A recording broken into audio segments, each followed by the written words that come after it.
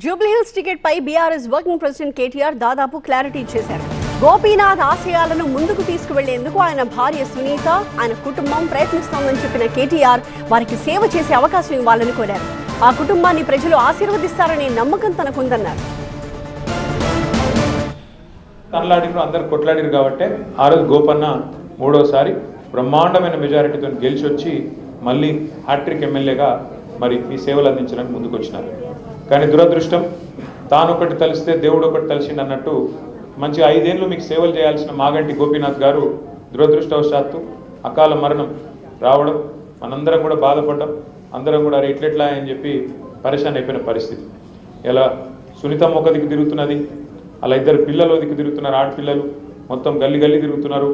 అందరి దగ్గర పోయి గోపీనాథ్ గారి ఆశయాలను మేము ముంగట తీసుకుపోతాం, మాకు అవకాశం ఇవ్వండి, మీరు గోపీని ఎట్లా ప్రేమించారో మాకు కూడా అట్లా అవకాశం ఇస్తే పని చేస్తాం అని చెప్పి ఆడబిడ్డలు ముగ్గురు కూడా మీ ఆశీర్వాదం కోసం మీ దగ్గరకు వస్తున్నారు.